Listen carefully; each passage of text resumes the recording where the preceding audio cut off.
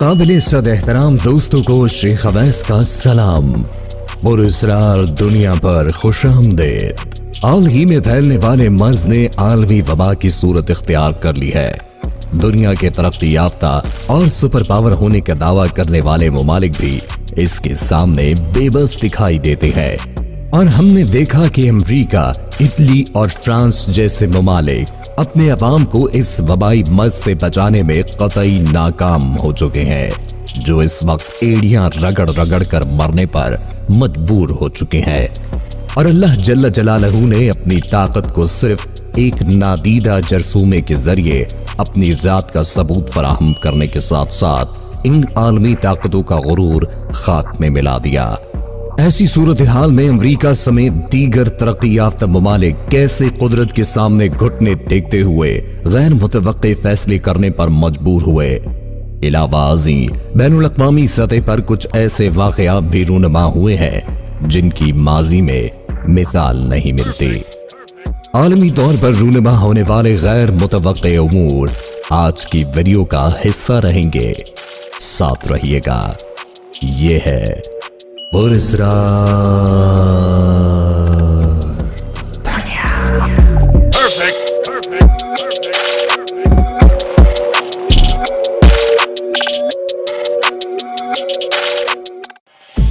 हिजाब की अहमियत का एतराफ। नाज़रीन गिरामी, इस अनदेखे जरथूमे ने आलमी जंग की सी कैफियत पैदा की तो ख़वातीन में हिजाब के इस्तेमाल और रुझान में इजाफा हो गया। सिर्फ स्कार्फ का इस्तेमाल करने वाली ख़वातीन मास्क महंगे होने पर हिजाब भी करने लगी। जो लोग कल तक हिजाब पर तनकीद करते थे, आज खुद को वायरस से बचाने के लिए मुंह ढांप रहे हैं। मुसलमानों के सख्त तरीन दुश्मन करार दिए जाने वाले अमरीकी सदर ट्रंप अपनी तकरीर में बेसाख्ता ये कहने पर मजबूर हो गए कि अगर मुल्क में मास्क की कमी है तो इससे बचने का आसान हल ये है कि आप मुसलमानों के हिजाब की तरह चेहरे पर नकाब लगा लें।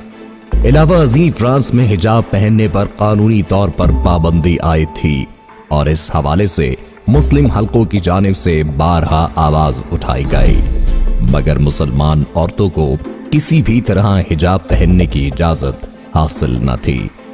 ताहम सिर्फ 3 माह के इस वबा के असर ने फ्रांस की हुकूमत ने बेबस होकर बगैर मास्क लगाए घर से बाहर निकलने वाले शहरियों को सजा देने का ऐलान कर दिया और आज फ्रांस का हर शहरी घर से बाहर निकलते हुए चेहरा छुपाने का पाबंद है।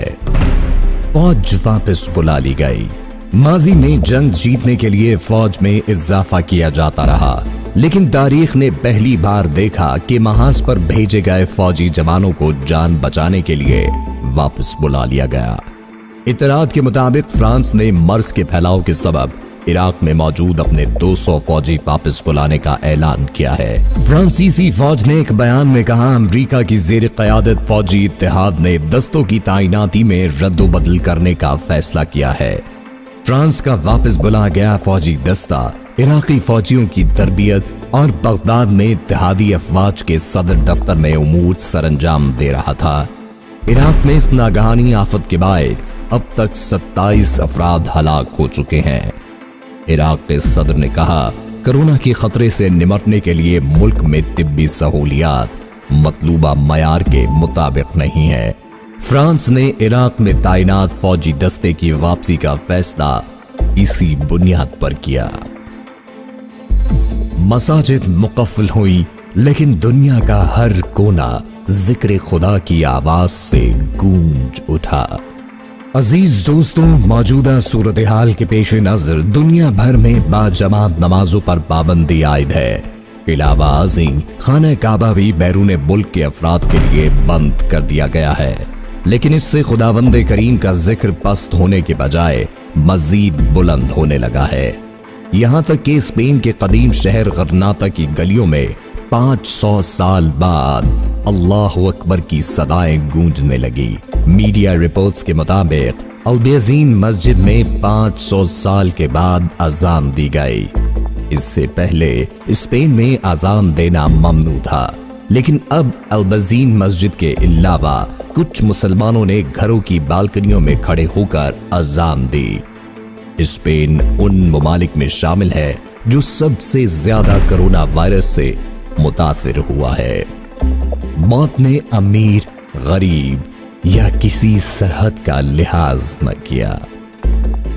خواتین و حضرات، انتہائی غریب خیال کیے جانے والے ملک صومالیہ کے سابق وزیر اعظم نور حسن حسین، جو کہ 2007 سے 2009 تک وہاں وزیر اعظم رہے، اپنے دور حکومت کی تکمیل کے بعد اپنے غریب ملک کو چھوڑ کر برطانیہ آن بسے تاکہ اپنی زندگی سکون سے گزار سکیں، مگر بیماری اور موت نے کب کسی کی قومیت جانی یا ملکی حالات معلوم کرنے کی کوشش کی۔ وبا پھیلنے پر نور حسن حسین بھی اس کا شکار ہو گئے، لیکن اس کا کاری وار برداشت نہ کر پائے اور خالق حقیقی سے جا ملے۔ دوسری جانب غربت کے خاتمے اور مالی اصلاحات کے نفاذ کی غرض سے صومالیہ کے دورے پر گیا اطالوی وفد بضد ہے کہ اس کا قیام صومالیہ جیسے غریب ملک میں بڑھا کر وہیں مستقل قیام کی اجازت دی جائے۔ میکسیکو سرحدی دیوار امریکہ ہی کے خلاف استعمال ہونے لگی۔ امریکی صدر نے گزشتہ برس اپنے ملک میں میکسیکو جیسے پسماندہ ملک کے لوگوں کو روکنے کے لیے سرحد پر ایک دیوار بنانے کا فیصلہ کیا، جسے ٹرمپ وال کے نام سے بھی جانا جاتا ہے۔ دیوار کی تعمیر کا بنیادی مقصد غیر قانونی طور پر ملک میں داخلے کی سرگرمیوں میں کمی لانا تھا، مگر موجودہ حالات میں جیسے ہی امریکہ میں بری طرح وبا پھیلی تو اس دیوار کا استعمال میکسیکو کے صدر نے امریکیوں کو اپنے ملک میں داخل ہونے سے روکنے کے لیے کیا، جو کہ کرونا سے بچنے کے لیے میکسیکو آنے کے خواہش مند تھے۔ اقوام متحدہ پر سوالیہ نشان اور اسرار دنیا کے عزیز دوستو، وہ ترقی یافتہ ملک جو اپنی ترقی اور معیار زندگی کو دنیا میں سب سے بہتر گردانتے تھے، آج حیران و پریشان ہے کہ انہی ممالک میں اس بیماری سے سب سے زیادہ متاثر افراد کی تعداد ہے اور اموات بھی سب سے زیادہ وہیں وقوع پذیر ہو رہی ہیں۔ آج اقوام متحدہ یا اس کا کوئی بھی ذیلی ادارہ کسی بھی بڑی طاقت کی ایما پر اس بیماری کے خلاف کوئی قرارداد لانے سے قاصر ہے، جس نے اقوام متحدہ کی افادیت کو بحیثیت ایک ادارے کے بھی چیلنج کر دیا ہے۔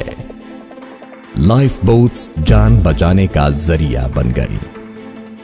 محترم ناظرین، مراکش میں خانہ جنگی کے پیش نظر وہاں کے شہری اپنی جان بچانے کے غرض سے غیر قانونی طور پر اسپین کی بین الاقوامی سرحد میں داخل ہوا کرتے تھے، جس میں افریقی ممالک کی کشتیاں ان کی مدد کیا کرتی تھیں۔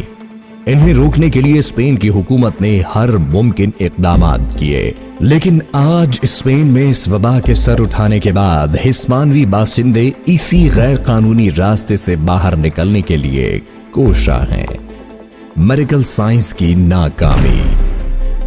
دوستوں، آج دنیا بھر کے سائنسدان اور ڈاکٹر ناکامی اور بے بسی کی تصویر بنے لوگوں کو موت کے منہ میں جاتا دیکھ رہے ہیں۔ اپریل 2020 کے اختتام تک اس مرض کا شکار ہونے والوں کی تعداد 33,18,000 سے تجاوز کر چکی ہے، جن میں لقمہ اجل بننے والوں کی تعداد 2,34,000 کے لگ بھگ ہے، لیکن تاحال اس کی کوئی دوا یا ویکسین ایجاد نہیں کی جا سکی۔ عزیز دوستوں، اس وقت دنیا میں 35 کے قریب ادارے سر توڑ کوشش کر رہے ہیں کہ جلد از جلد اس جرثومے کی ویکسین تیار کر لی جائے۔ البتہ ماہرین کا کہنا ہے کہ اس عمل میں جتنی بھی جلدی کی جائے، جتنے بھی وسائل بروئے کار لائے جائیں، 1 سے 1.5 سال سے کم وقت میں ویکسین کی تیاری کے کوئی آثار دکھائی نہیں دیتے۔ کہاں ہے وہ انسانی ترقی، ٹیکنالوجی، میڈیکل سائنس جس نے کچھ عرصے قبل تک خدائی کا دعویٰ کر رکھا تھا؟ وقت نے واضح کر دیا کہ انسان قدرت کے سامنے کس قدر ہیج ہے۔ زندگی اور موت کا فیصلہ اللہ رب العزت کے سوا کوئی نہیں کر سکتا۔ عزیز دوستوں، آج سے چند ماہ قبل ان باتوں پر یقین کرنا تقریباً ناممکن تھا۔ ان حالات میں ہمارا اللہ پر یقین مزید پختہ ہونے لگتا ہے۔ وہی تو ہے کہ جس کے دست قدرت میں اس دنیا کے تمام امور ہے۔ آج اس نے ہمیں باور کروا دیا ہے کہ زمین کو بے شمار وسائل سے مالا مال کرنے کا مقصد صرف اور صرف بنی نوع انسان کی افزائش اور رہن سہن کو بہتر بنانا ہے۔ اگر ہم نے ایک دوسرے کو نیچا دکھانے کی دوڑ میں قدرتی وسائل کا بے دریغ استعمال ترک نہ کیا تو وہ ذات اس سے بڑا قہر نازل کرنے پر بھی قدرت رکھتی ہے۔ دعا ہے کہ جلد ہی اس مصیبت کے بادل چھٹے اور بنی نوع انسان اپنی راہ کا درست تعین کرتے ہوئے دنیا کو آنے والی نسلوں کے لیے بہتر جگہ بنا پائے۔ اسی کے ساتھ شیخ اویس اپنے قابل صد احترام ناظرین سے اجازت چاہتا ہے۔ انشاءاللہ کل پھر ملاقات ہوگی۔ اللہ نگہبان۔